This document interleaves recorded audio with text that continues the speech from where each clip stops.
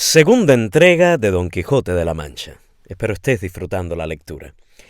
Bienvenidos a Lecturas de Yamil Cuéllar desde San Francisco, California, narrando la gema más hermosa de las letras hispanas. Ayer dejamos a nuestro ingenioso hidalgo en una venta, es decir, una posada que está cerca de algún camino. Él cree que se trata de un castillo, que las prostitutas que están a la puerta son dos doncellas y que el posadero es el alcalde de todo aquello. La gente al verlo, por supuesto, se queda muerta, no solo por el estalaje con que se presenta, sino también por el lenguaje que usa, referente de todas esas novelas de caballería que se ha leído. Imagínense, la razón de la sinrazón que, como dice, que a mi razón se hace, de tal manera mi razón enflaquece, que con razón me quejo de la vuestra fermosura. Cualquiera se funde. Pues allí está el señor y le va a pedir al ventero que lo convierta en caballero, de lo contrario no puede salir a librar ninguna contienda. Vamos a ver qué sucede aquí. Amigos y amigas, una vez más, bienvenidos a Lecturas de Yamil Cuéllar. Estoy leyendo para ti Don Quijote de la Mancha. Comenzamos.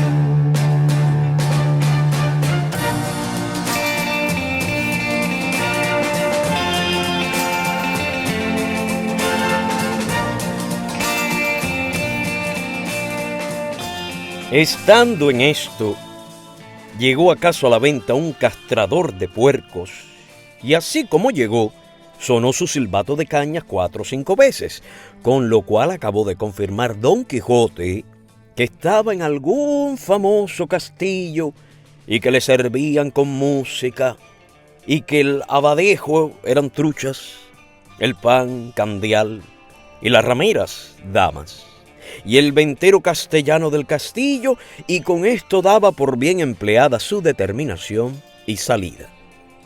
Mas lo que más le fatigaba era el no verse armado caballero, por parecerle que no se podría poner legítimamente en aventura alguna sin recibir la orden de caballería.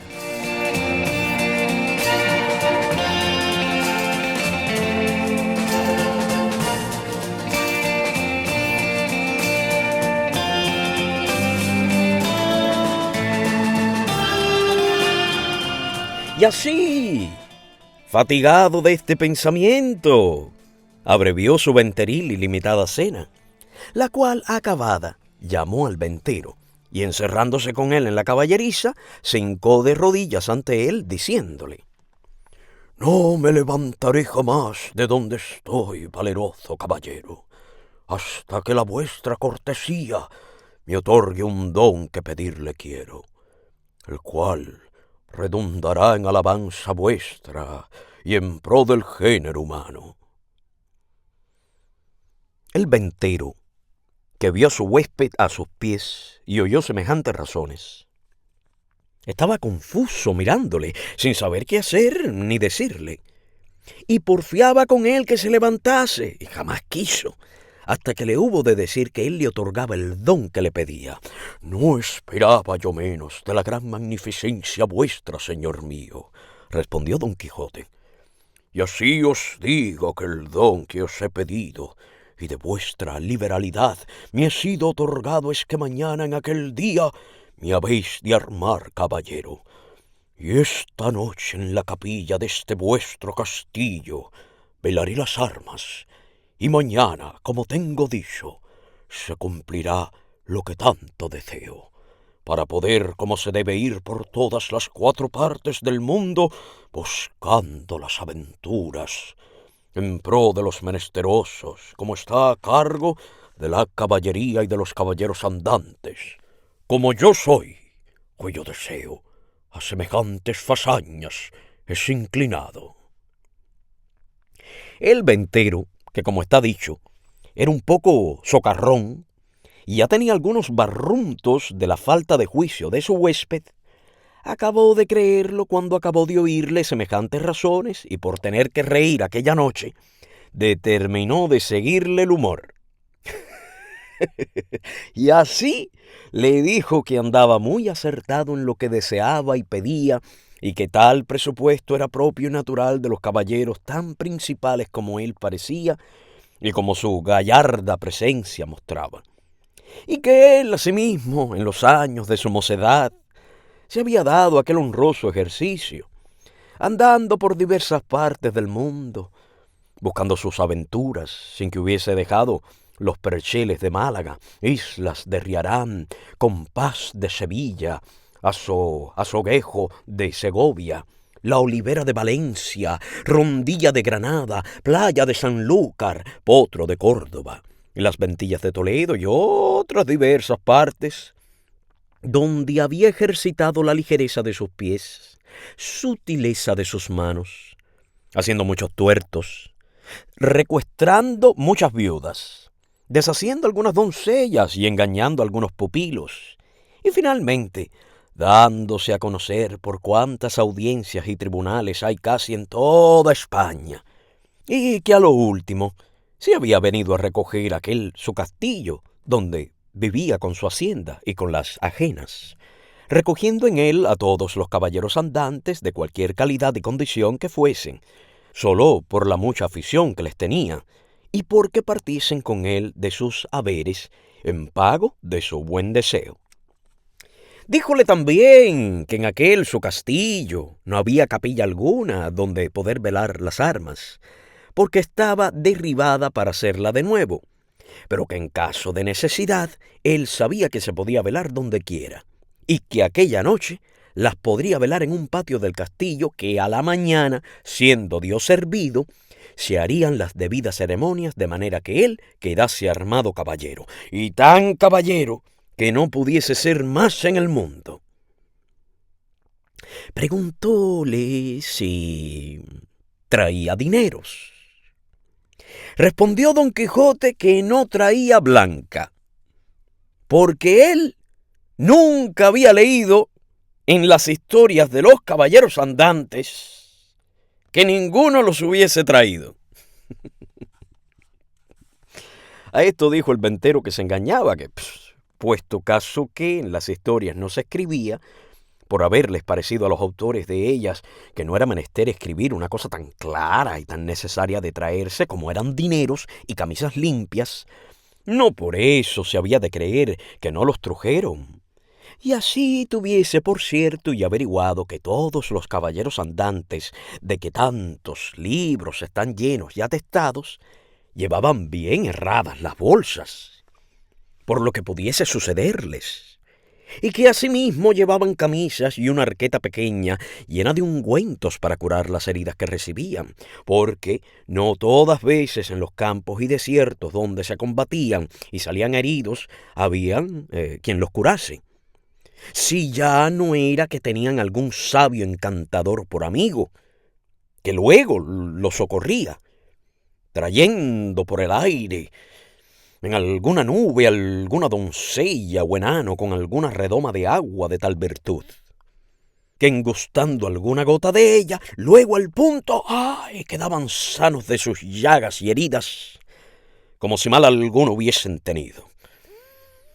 Más que, en tanto que esto no hubiese, tuvieron los pasados caballeros por cosa acertada que sus escuderos fuesen proveídos de dineros y de otras cosas necesarias, como eran hilas y ungüentos para curarse. Y cuando sucedía que los tales caballeros no tenían escuderos, que eran pocas y raras veces, ellos mismos lo llevaban todo en unas alforjas muy sutiles, que casi no se parecían, a las ancas del caballo, como que era otra cosa de más importancia, porque, no siendo por ocasión semejante, esto de llevar alforjas no fue muy admitido entre los caballeros andantes. Y por esto le daba por consejo, pues aún se lo podía mandar como a su ahijado, que tan presto lo había de ser, que no caminase de allí adelante sin dineros y sin las prevenciones referidas, y que vería cuán bien se hallaba con ellas cuando menos se pensase. Prometiéndole Don Quijote de hacer lo que se le aconsejaba con toda puntualidad, y así se dio luego orden como velase las armas en un corral grande que a un lado de la venta estaba, y recogiéndolas Don Quijote todas, las puso sobre una pila que junto a un pozo estaba, y embrazando su adarga, asió de su lanza y con gentil continente, se comenzó a pasear delante de la pila. Y cuando comenzó el paseo, comenzaba a cerrar la noche.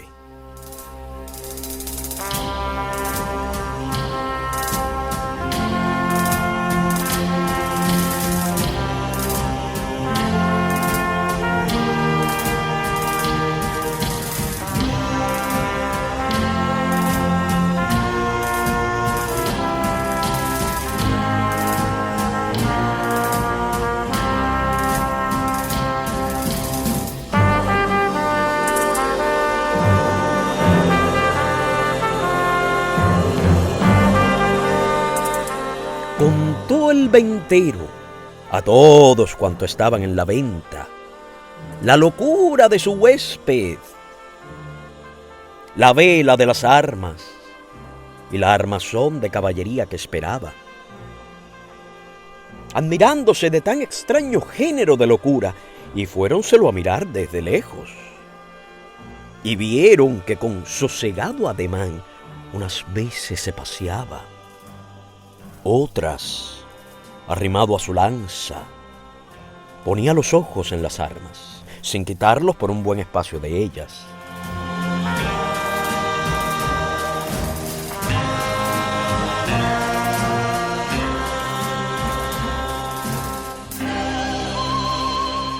Acabó de cerrar la noche, pero con tanta claridad de la luna que podía competir con el que se la prestaba, de manera que cuanto el noble caballero hacía, era visto de todos.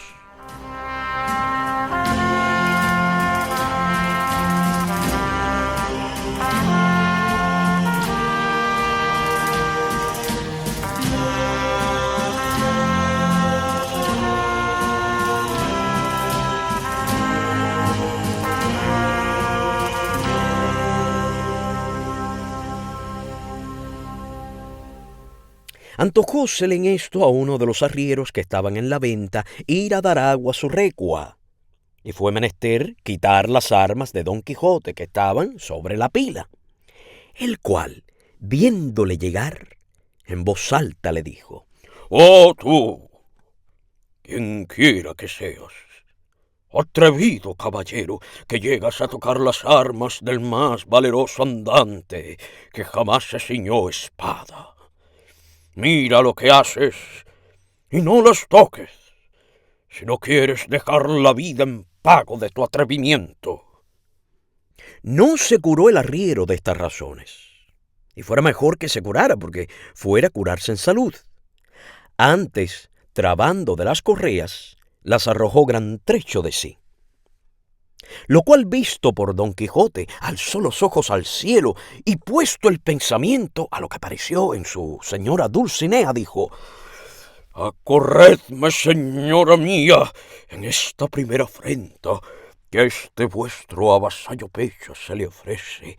No me desfallezca en este primero trance vuestro favor y amparo».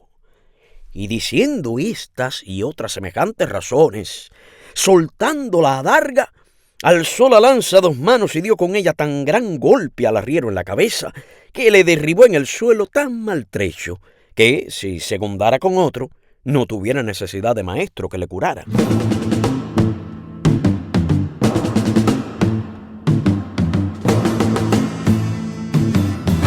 Hecho esto, recogió sus armas y tornó a pasearse con el mismo reposo que primero.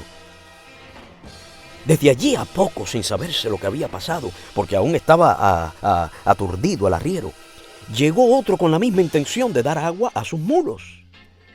Y llegando a quitar las armas para desembarazar la pila, sin hablar Don Quijote palabra y sin pedir favor a nadie, soltó otra vez la adarga y alzó otra vez la lanza, y sin hacerla pedazos, hizo más de 3 la cabeza del segundo arriero, porque se la abrió por 4.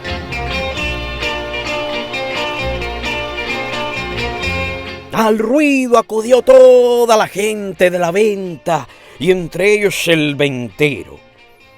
Viendo esto, Don Quijote embrazó su adarga y puesta mano a su espada dijo: «Oh, señora de la fermosura, esfuerzo y vigor del debilitado corazón mío, ahora es tiempo que vuelvas los ojos de tu grandeza a este, tu cautivo caballero, que tamaña aventura está atendiendo».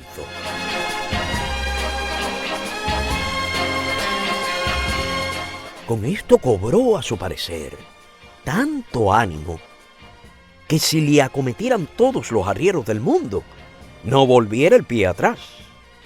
Los compañeros de los heridos, que tales los vieron, comenzaron desde lejos a llover piedras sobre Don Quijote, el cual, lo mejor que podía, se reparaba con su adarga y no se osaba apartar de la pila por no desamparar las armas.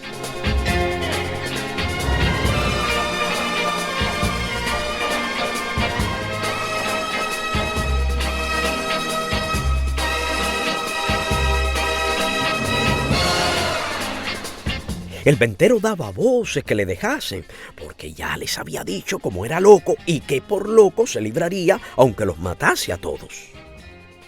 También Don Quijote las daba mayores, llamándolos de alevosos y traidores, y que el señor del castillo era un follón y malnacido caballero, pues de tal manera consentía que se tratasen los andantes caballeros.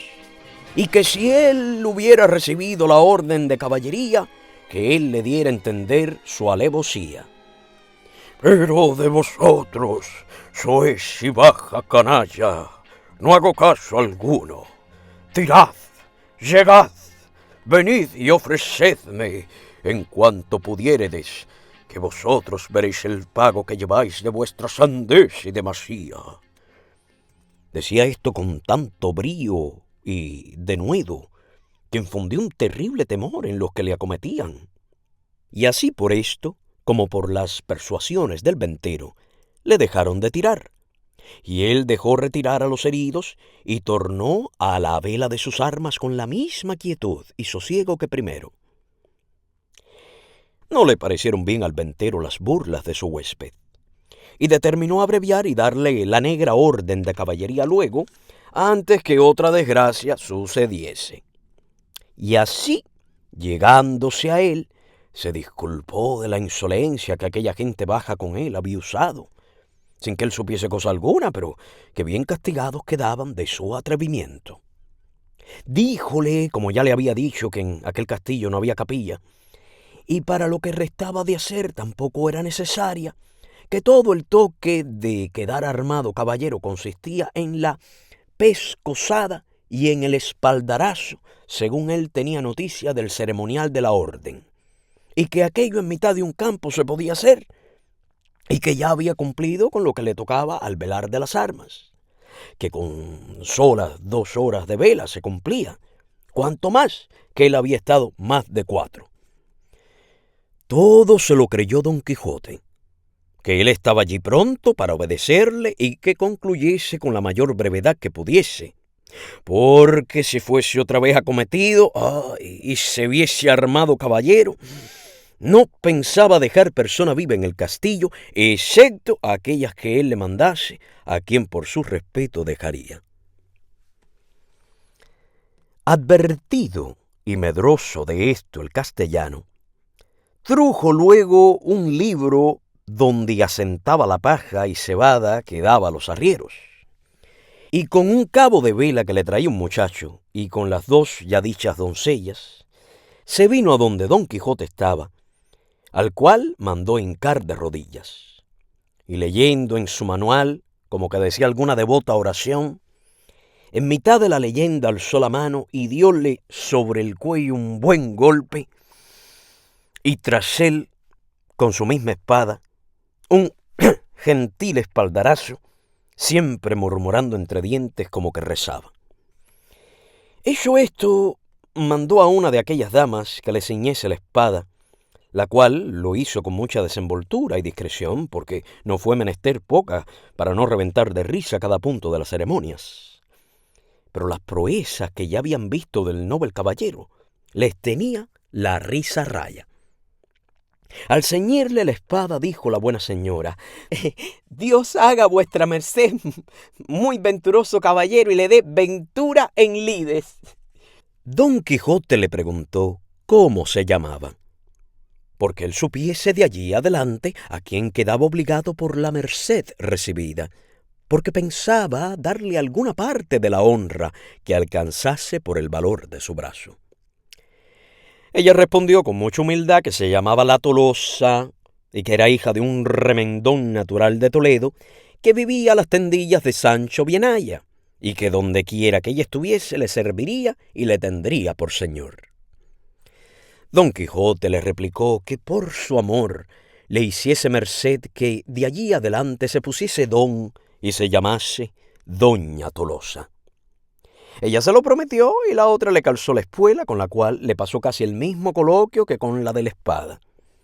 Preguntóle su nombre y dijo que se llamaba La Molinera y que era hija de un honrado molinero de Antequera, a la cual también rogó Don Quijote que se pusiese don y se llamase Doña Molinera, ofreciéndole nuevos servicios y mercedes.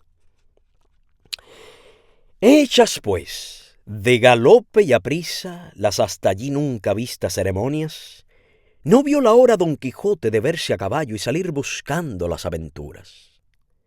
Y ensillando luego a Rocinante, subió en él, y abrazando a su huésped, le dijo cosas tan extrañas, agradeciéndole la merced de haberle armado caballero, que no es posible acertar a referirlas.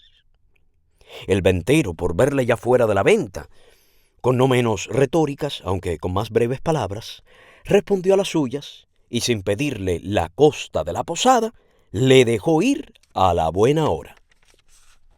La del alba sería cuando Don Quijote salió de la venta tan contento, tan gallardo, tan alborozado por verse ya armado caballero, que el gozo le reventaba por las cinchas del caballo. Mas viniéndole a la memoria los consejos de su huésped cerca de las prevenciones tan necesarias que había de llevar consigo, especial la de los dineros y camisas, determinó volver a su casa y acomodarse de todo, y de un escudero haciendo cuenta de recibir a un labrador vecino suyo, que era pobre y con hijos, pero muy a propósito para el oficio escuderil de la caballería. Con este pensamiento guió a Rocinante hacia su aldea, el cual, casi conociendo la carencia, con tanta gana comenzó a caminar que parecía que no ponía los pies en el suelo. No había andado mucho cuando le pareció que a su diestra mano, de la espesura de un bosque que allí estaba, salían unas voces delicadas como de persona que se quejaba, y apenas las hubo oído cuando dijo: «Ay, gracias doy al cielo por la merced que me hace, pues tan presto me pone ocasiones delante donde yo pueda cumplir con lo que debo a mi profesión, y donde pueda coger el fruto de mis buenos deseos. Estas voces, sin duda, son de algún menesteroso o menesterosa que ha menester mi favor y ayuda». Y volviendo las riendas, encaminó a Rocinante hacia donde le pareció que las voces salían.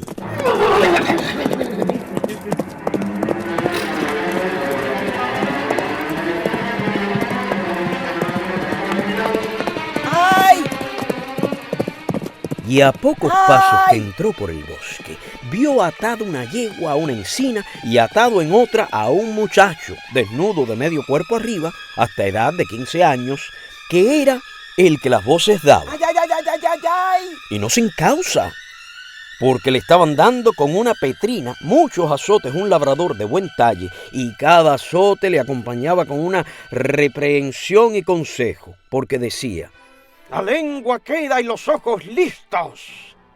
y el muchacho respondía: No lo haré otra vez, señor mío. Por la pasión de Dios, que no lo haré otra vez. Y yo prometo de tener aquí adelante más cuidado con el hato. Y viendo Don Quijote lo que pasaba, con voz airada dijo: Descortés caballero, mal parece tomaros con quien defender no se puede. Subid sobre vuestro caballo y tomad vuestra lanza.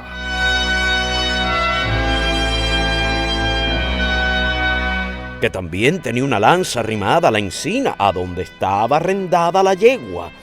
Que yo os haré conocer ser de cobardes lo que estáis haciendo. El labrador, que vio sobre sí aquella figura llena de armas blandiendo la lanza sobre su rostro, túvose por muerto, y con buenas palabras respondió: Señor caballero, este muchacho que estoy castigando es mi criado, que me sirve de guarda a una manada de ovejas que tengo en estos contornos, el cual es tan descuidado que cada día me falta una, y porque castigo su descuido o bellaquería, dice que lo hago de miserable, por no pagarle la soldada que le debo, y en Dios y en mi ánima que miente. Miente delante de mí, ruin villano, dijo Don Quijote. Por el sol que nos alumbra, que estoy por pasaros de parte a parte con esta lanza. Pagadle luego sin más réplica, si no, por el Dios que nos rige, que os concluya y aniquile en este punto. Desatadlo luego. El labrador bajó la cabeza y, sin responder palabra, desató a su criado, al cual preguntó Don Quijote que cuánto le debía su amo.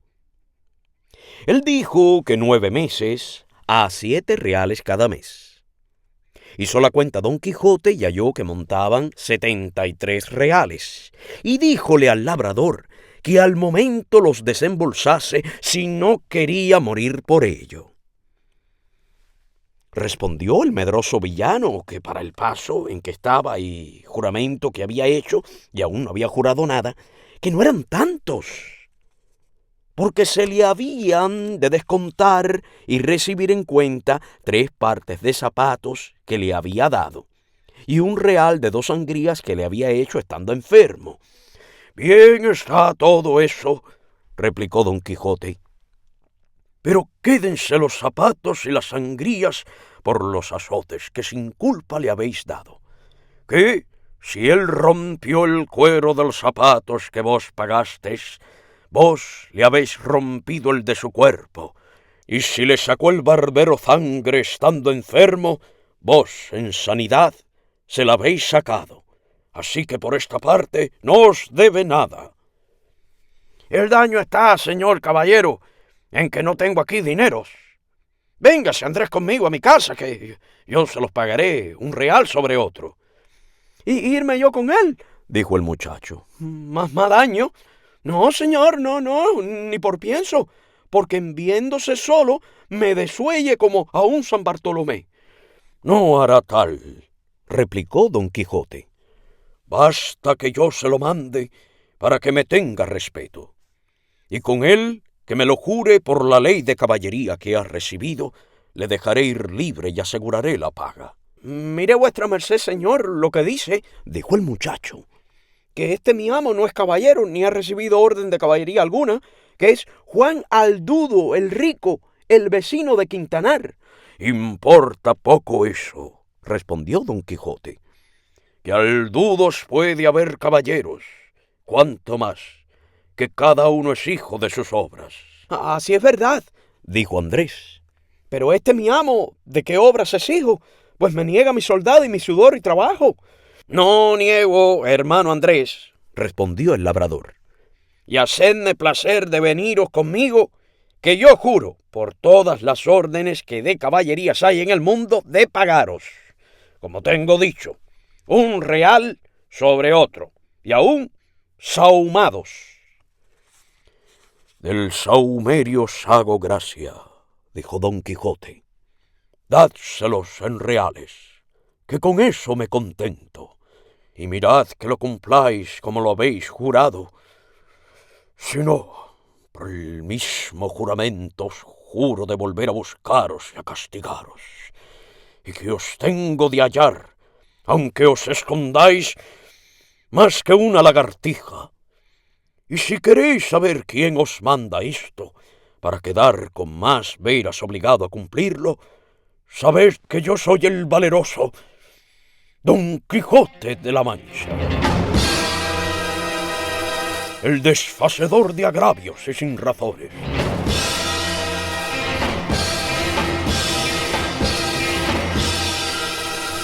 Y a Dios quedad, y no se os parta de las mientes lo prometido y jurado, so pena de la pena pronunciada. Y en diciendo esto, picó a su Rocinante, y en breve espacio se apartó de ellos. Siguióle el labrador con los ojos, y cuando vio que había traspuesto del bosque y que ya no parecía, volvióse a su criado Andrés y díjole: Venid acá, hijo mío, venid acá, que os quiero pagar lo que os debo. Como aquel desfacedor de agravios me dejó mandado. Os juro yo, dijo Andrés. y como que andará vuestra merced acertado en cumplir el mandamiento de aquel buen caballero, que 1000 años viva, que según es de valeroso y de buen juez, vive Roque, que si no me paga, que vuelva y ejecute lo que dijo. Oh, también lo juro yo, dijo el labrador. Pero por lo mucho que os quiero acrecentar la deuda, por acrecentar la paga. Y haciéndole del brazo, le tornó a atar a la encina, donde le dio tantos azotes que le dejó por muerto.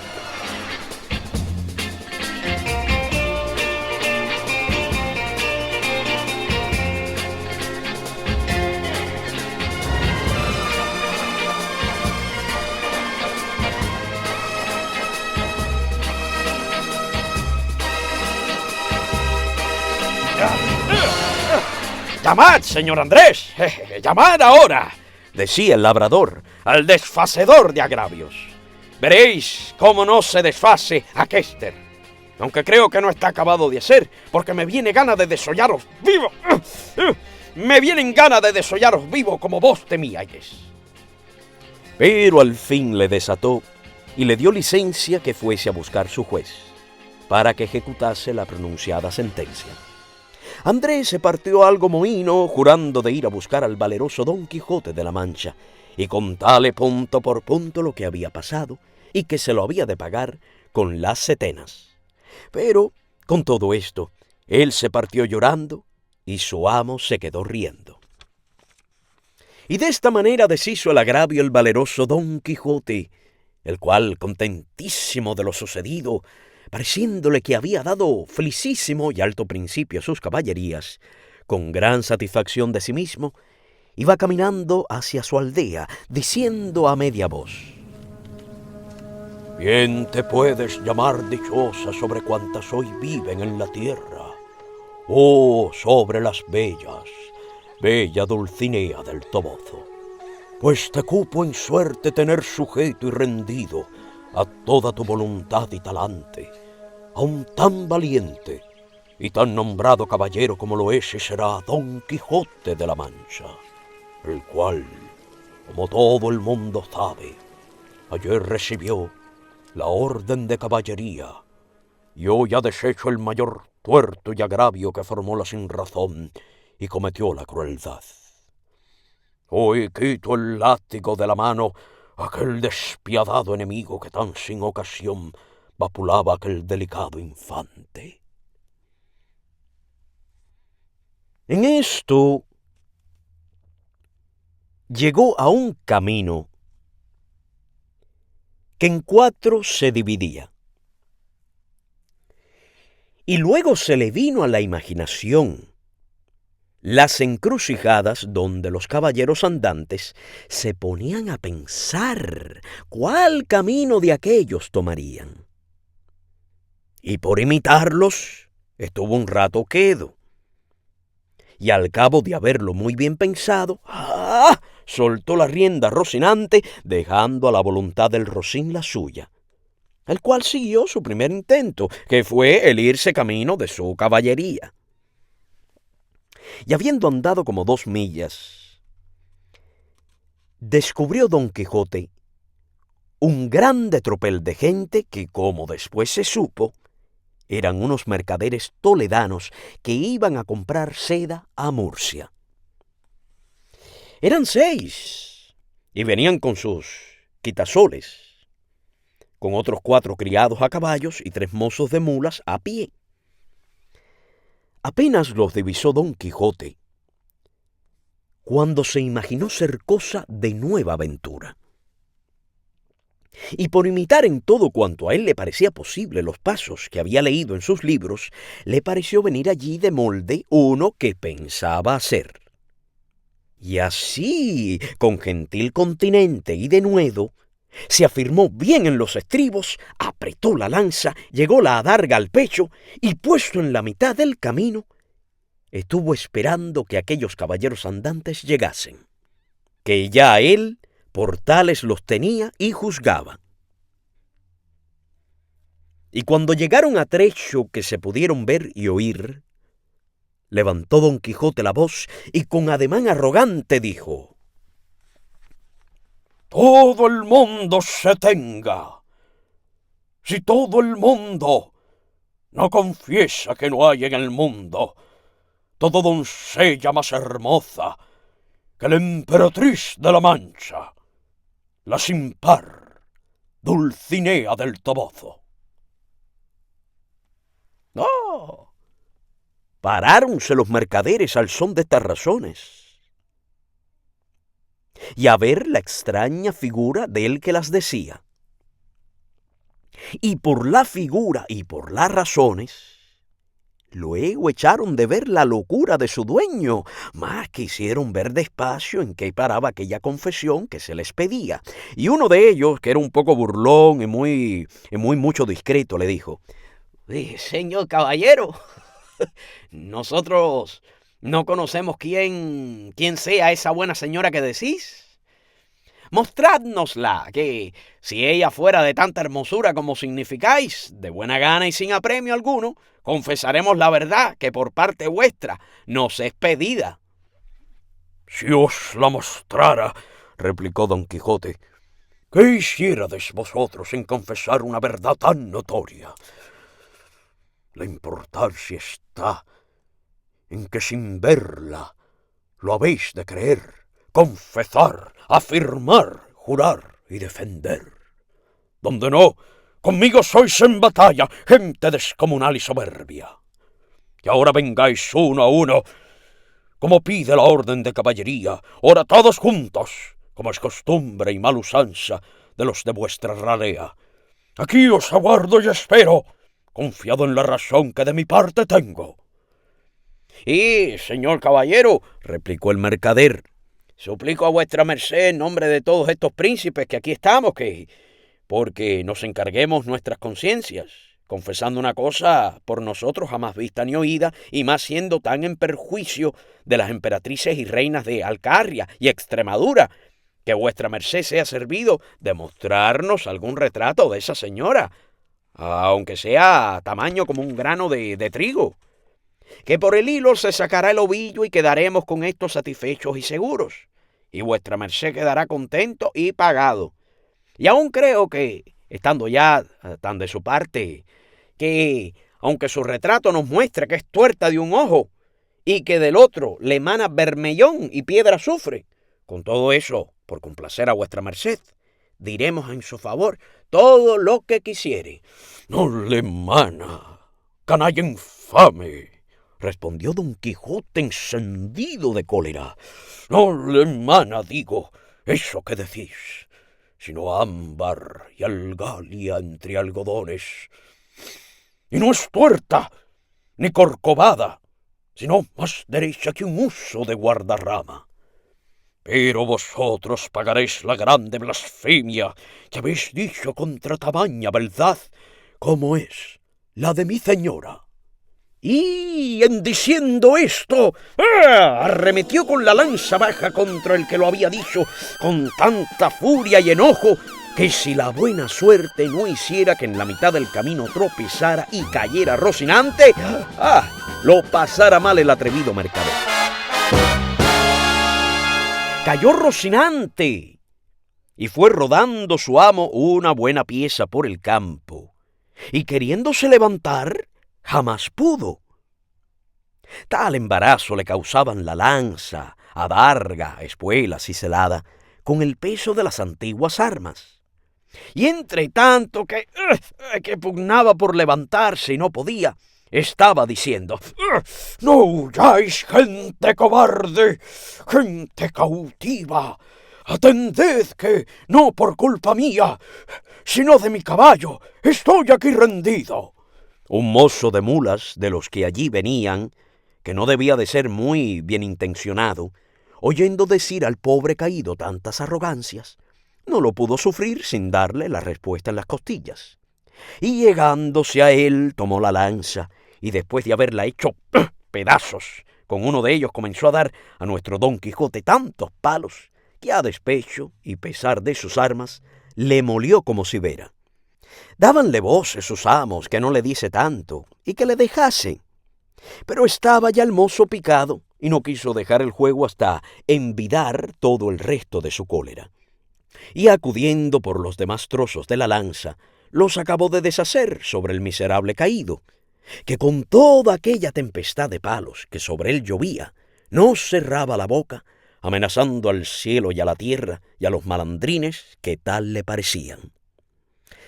Cansóse el mozo, y los mercaderes siguieron su camino, llevando que contar en todo él del pobre apaleado, el cual, después que se vio solo, tornó a probar si podía levantarse, pero si no lo pudo hacer cuando sano y bueno, ¿cómo lo haría molido y casi deshecho?